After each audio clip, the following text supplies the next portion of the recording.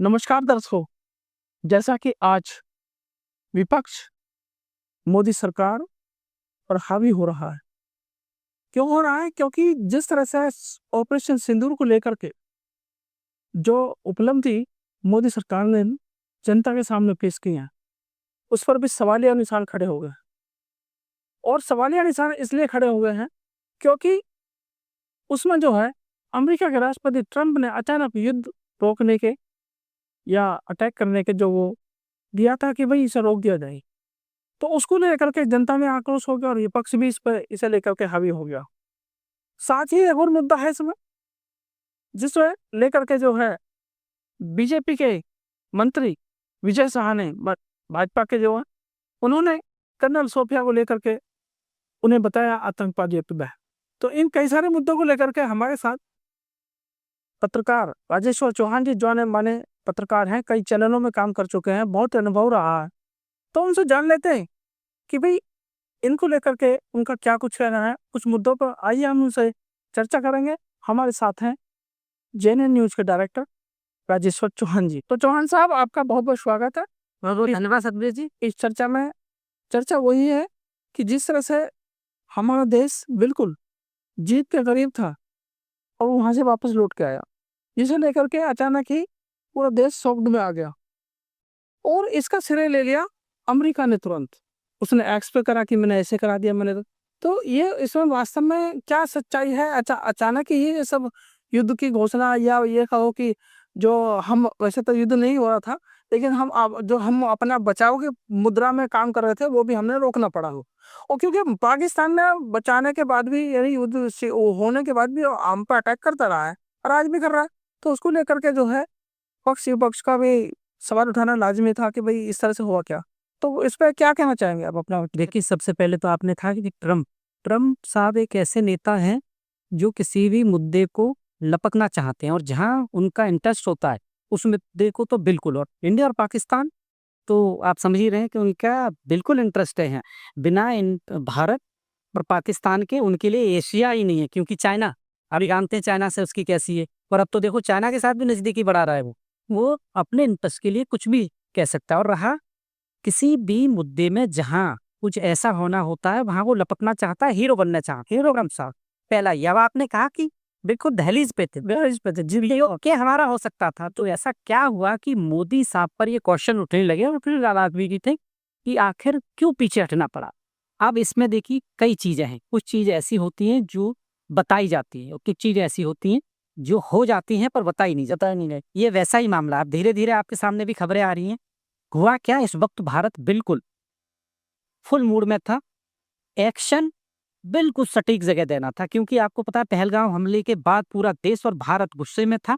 पाकिस्तान ने इतने हमले किए हैं, उसके बावजूद अब ये वजह थी क्योंकि हम अपनी प्योरिटी से बंधे हुए कि पहले हम हमला नहीं करेंगे। पहले ही भारत कह चुका है कल पहले हम तो किसी पे हमला नहीं करेंगे, पर इस वक्त मौका दे दिया पाकिस्तान ने और उनके मुनीर साहब ने। आज मुनीर साहब भी पछता रहे कि ये मैंने क्या कर दिया। आज जो हालत पाकिस्तान की हो गई है इतनी, वो कहीं ना कहीं ये कह नहीं सकते। कुछ ऐसा दर्द होता है वो बता नहीं सकते, पर अंदर ही अंदर कि ये मेरे से क्या हुआ, कि बताया भी ना जाए, छुपाया भी ना जाए। बताया भी नहीं। और देखिए जो टेररिस्ट मारे गए वो मनीर के बारे में क्या सोच रहे होंगे, कह रहे साले इसकी वजह से मारे, इसकी वजह से, इसी की वजह से हुआ। अगर ये सब उन्हें उकसाता नहीं तो इंडिया इतना बड़ा हमला नहीं। बहावलपुर से लेके मुरीद के इतने 100 का आंकड़ा बताया जा रहा है। अब रहा देखिए आपका सपना कि ऐसा क्या हुआ। देखिए जाने अनजाने कह लो या फिर सोची हुई रणनीति, कुछ तो ऐसा हुआ है। प्रधानमंत्री का वो भाषण बहुत कुछ कह जाता है कि अब ये देश परमाणु ब्लैकमेलिंग से नहीं करेगा। इसमें पूरा आपको आंसर मिल जाता है समझदारों को इसी में। हाँ, क्योंकि बार बार जब ये धमकी ही परमाणु बम की देता है कि भाई जो है हमारे पास परमाणु बम है, हम परमाणु बम चला देंगे। लेकिन परमाणु बम तो खैर हमारे पास भी है, सभी देशों के पास लगभग है। लेकिन मैन भूमिका जो, या मैन जो टारगेट लेता है अपने परमाणु बमों का सहारा लेता है, सहारा लेता था अब तक। तो इसलिए दूसरा बात यह है कि भाई जिस तरह से आज विपक्ष भी लो और सभी देश खड़ा हुआ था, अब बैक टू पवेलियन हमें आना पड़ा, बैक टू पवेलियन होना पड़ा। तो उसके पीछे जो है क्या ऐसा और भी वजह रही होंगी जिनका ये प्रकाश डाली जाए? देखिए लास्ट दिन का जो युद्ध था, युद्ध ही कह लो, हाँ, ये दिखाओ। जो कार्रवाई कर रहे थे, डिफेंस आपको याद है तुर्की के बने सारे ड्रोन यहाँ यूज कर रहा है वो, बिल्कुल बिल्कुल उसके सारे सिस्टम है हो गए, बिल्कुल। और कुछ इंडिया ने ऐसी उनकी दूरदर्शा कह रही किसी के लायक नहीं छोड़े। हमारा S-400 अपना पूरा कमाल दिखा रहा था। अब फिर मैं वही कहता हूँ कि जाने अनजाने या फिर जानबूझकर इंडिया ने उस दुखती रग पर हमला कर दिया जिसकी वो धमकियां देता है। अब आप सोचो, आपकी एक ऐसी दर्द भरी नस को कोई दबा दे तो क्या होगा। अब ये भी वो पाकिस्तान जानता था कि इतना बड़ा काम कर दिया इंडिया ने, अब इंडिया रुकेगा नहीं। अब इंडिया को कौन रोक सकता है। अब छोटे मोटे देशों की तो इंडिया के सामने क्या करेंगे, कौन रोक लेगा। वो जो मोटे देशों पर अब अमेरिका एक भाई रखता है अपनी पावर, सुपर पावर है, कुछ भी कह लो। अब उसे ये पता था, अच्छा रसिया से वो बोल नहीं सकता, उसका कोई लेना देना नहीं। रसिया से अब बचा कौन, बचा सिर्फ अमेरिका। ये अमेरिका ही मोदी साहब और भारत को यूटिलाइज कर सकते हैं। और शायद आपको और मुझे वो हकीकत नहीं पता जो ट्रम्प साहब को पाकिस्तान के पीएम ने बताई है कि सर ऐसे से हो गया है। अब वो ऐसे से क्या हो गया है आप भी समझ रहे हैं, क्योंकि हम अभी बोलना नहीं चाहते, आप चाहते कि पूरी चीजें निकल के आ जाए। देखिए वो कुछ देखिए मैं फिर मैं बता दूं, कुछ ऐसी चीजें आई हैं जहाँ पे ये पता लगा कि यहाँ पे उल्टियाँ हो रही है, बुखार चढ़ रहा है, और बहुत सारी चीजें ऐसे आई आ रही हैं निकल करके भाई लोगों में थोड़ा सा बुखार आ रहा है या आ रहा, मतलब कुछ ना कुछ ऐसा कुछ वहाँ पे प्लेग या कोई भूख की बीमारी फैल गई है। पाकिस्तान मीडिया बता रही है। हाँ वो कोई बीमारी फैल गई है इस तरह की है, लेकिन वो बीमारी कैसे फैल गई है ये तो पता नहीं है। और हाँ, शायद उसी की वजह से ऐसा हुआ क्या। बिल्कुल, अब देखिए स्पष्ट कर, मैं कहूँ आपको स्पष्ट बता देता हूँ। मैं पाकिस्तान की मीडिया और कुछ सोशल मीडिया को रेफरेंस में रख के कह रहा हूँ कि मेरा कोई डायरेक्ट सूत्र नहीं है। न्यूक्लियर उनके जो वहां पर ऐसे थे उनका रिसाव हुआ है, ये जो खबर है। अच्छा, मतलब मुझे उसमें जो है कहीं ना कहीं टच हो गया है। खबरों के मुताबिक जो उनकी खबरें चल रही हैं वहां गया है, और वहां जो भी क्षतिग्रस्त कुछ चीजें हुई उससे ये हुआ है। इसीलिए खबर तो ये भी आ रही है अमेरिका ने जहाज भेजा एक रेडिएशन को जो मापता है, अच्छा चेक करता है। खबर अब तक आई होगी, और ये सोशल मीडिया से लेकर अमेरिका की कुछ न्यूज और ग्लोबल टाइम्स, अगर हम चाइना का जो अब बैन कर दिया है हमारे भारत में, इंडिया उसमें भी ये था।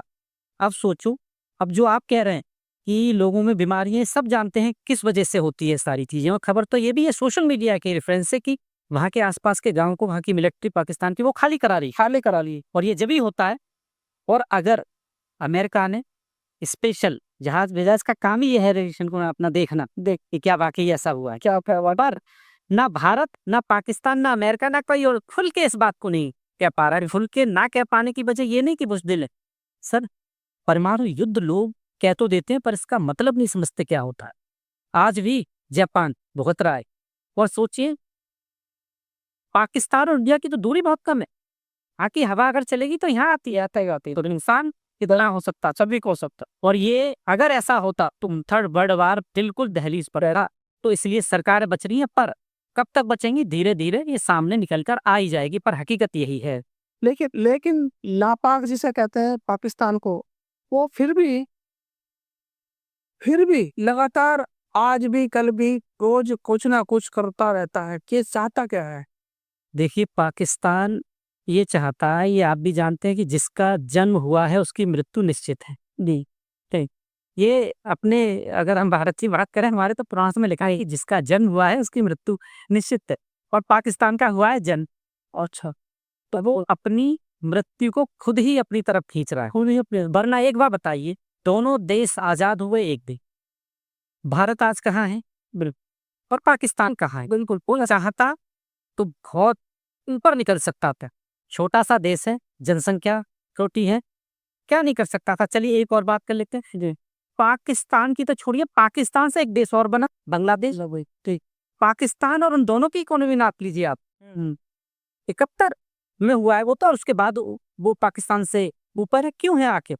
पाकिस्तान आज भी ये सोचता है कि हम सिर्फ तहज़्ज़ुम को बढ़ावा दे के पैसे कमा, और वहाँ के जितने लीडर, नेता या आर्मी है आप देखिए सारे विदेशों में बसे हुए हैं। कि भारत का एक बता दीजिए कोई बड़ा नेता या प्रधानमंत्री या कोई आर्मी जो रिटायर होके बाहर बसा हो। जी, ये नहीं तो 22 साल के तभी जैसे ये हमारा जो पहलगाम के बाद जो कार्रवाई चालू हुई थी, कुछ नेता पहले ही अपने सूट बूट लेकर के विदेशों की तरफ। इनका तो बयान आया था, पूछिए, पत्रकार ने पूछा, सांसद है, पूछ लो तो हुआ, तो आप क्या करेंगे। वो तो कह रहे कि मैं पिघलक चला जाऊंगा। देखिए सबने मतलब सेटअप बनाया हुआ है, ना बना पर पाकिस्तान सुधरेगा नहीं। पर इस बार भारत ने क्या कहा है कि सर किस शर्तों पर युद्ध विराम हुआ, ये देखिए आप। लोगों को पूरी कहानी जानने के बाद ही रिएक्ट करना चाहिए। और भारत ने ये कहा, भारत प्रधानमंत्री की बात नहीं कर रहा हूँ मैं इकलौते, जब भारत की बात आती है तो ये हमारे मंत्रालय की तरफ से बयान आया है सचिव का, कि ये बोला गया है कि अगर इस बार कार्रवाई हुई तो उसे युद्ध माना जाएगा। और प्रधानमंत्री ने ये भी कह दिया है, भारत ने भी कह दिया है कि ऑपरेशन सिंदूर विश्राम पर है, खत्म नहीं हुआ है। तो कुल मिला के ये है कि जो हमारे जो टैंक हैं अभी भी तैनात हैं और उधर की तरफ भी तैनात हैं। तो अभी भी जो है युद्ध किसी भी क्षण हो सकता है यदि पाकिस्तान गलती करेगा तो। बाकी भारत तो शांति प्रिय देश रहा है और अपनी शांति प्रियता के लिए हमेशा ये बिल्कुल जो है आज विश्व शिखर पे पहुंचा है, क्योंकि शांति बनाए थी वही उस बुद्ध का देश है और चाहता है कि शांति रहे। लेकिन अगर पाकिस्तान ने इस बार फिर बड़ी कोई गलती करी, और आज तो छोटी छोटी गलती करता आया है, उसका जवाब जो है हमारी सेनाएं दे रही हैं, आर्मी दे रही है हमारी। लेकिन अगर इस बार कोई बड़ी गलती करेगा तो शायद ही नक्शे में ना रहे, ऐसा हो सकता है। तो कुल मिला के ये था कि हमारे जो इस समय जो कौन साहब ने बहुत ही अच्छा सटीक जवाब दिया कि कुछ ऐसा हुआ है जो बताया भी नहीं जा सकता और जिसे छुपाया भी नहीं जा सकता। तो आप बने रहिए, आप देखते रहिए, और हम तब तक लेते हैं इजाज़त। धन्यवाद।